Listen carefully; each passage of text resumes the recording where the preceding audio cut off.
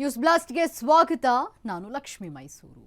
CM DK ಸಂಪುಟ ವಿಸ್ತರಣೆಗೆ ಕಾಲ ಕೂಡ್ಬಂತ. ಶಿವ ಕ್ಯಾಬಿನೆಟ್ ರಿಷಫಲ್ಗೆ ಮುಹೂರ್ತ ಫಿಕ್ಸ್ ಆಯ್ತಾ ಅನ್ನುವಂಥ ಪ್ರಶ್ನೆ. ನೋಡಿ, ರಾಜಕೀಯದಲ್ಲಿ ಈಗ ಡಿಕೆ ಶಿವಕುಮಾರ್ ಅವರ ಕ್ಯಾಬಿನೆಟ್ ಫಿಲ್ ಆಗುವಂತಹ ವಿಚಾರವಾಗಿ ಸಾಕಷ್ಟು ಚರ್ಚೆ ಆಗ್ತಾ ಇದೆ. ಡಿಕೆ ಶಿವಕುಮಾರ್ ಮುಖ್ಯಮಂತ್ರಿಯಾಗಿ 2 ತಿಂಗಳಾದರೂ ಕೂಡ ಇನ್ನು ಕ್ಯಾಬಿನೆಟ್ ಭರ್ತಿ ಆಗಿಲ್ಲ. ಹಾಗಾಗಿಯೇ ಸಾಕಷ್ಟು ಚರ್ಚೆಯನ್ನ ಹುಟ್ಟು ಹಾಕಿದೆ. ಈಗ ಕೊನೆಗೂ ಕೂಡ ಕಾಲ ಕೂಡ್ಬಂತ ಡಿಕೆ ಶಿವಕುಮಾರ್ ಸಂಪುಟ ವಿಸ್ತರಣೆಗೆ ಅನ್ನುವಂತಹ ಪ್ರಶ್ನೆ ಇದೆ. ಈಗ ಶಿವ ಕ್ಯಾಬಿನೆಟ್ ರಿಷಫಲ್ಗೆ ಮುಹೂರ್ತ ಫಿಕ್ಸ್ ಆಯ್ತಾ?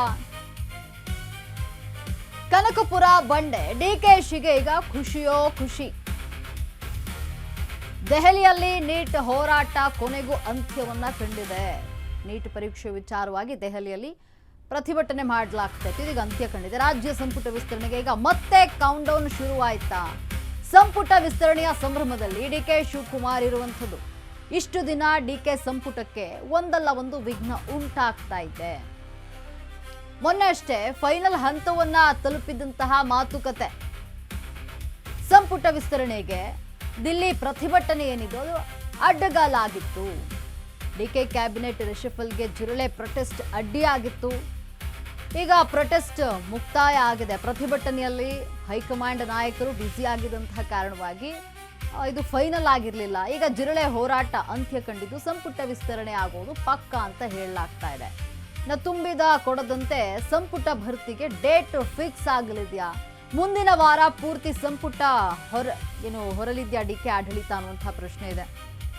ಯಾವ ದಿನ ನೂತನ ಸಚಿವರ ಪ್ರಮಾಣ ವಚನ ಆಗುತ್ತೆ ಗೊತ್ತಾ?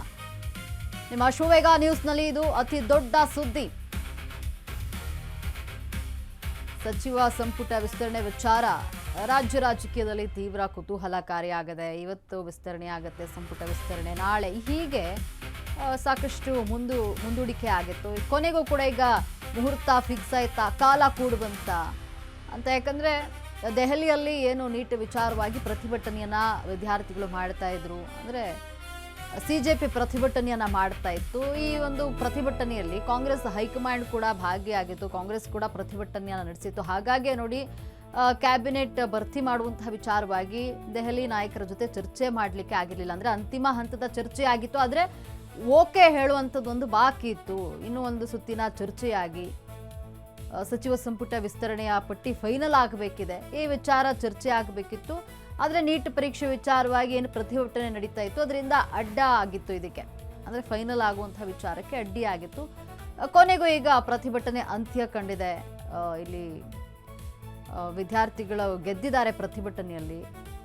ದೆಹಲಿಯಲ್ಲಿ ನಡೀತಾ ಇದ್ದಂತಹ ಹೋರಾಟ ಅಂತ್ಯ ಕಂಡಿದೆ.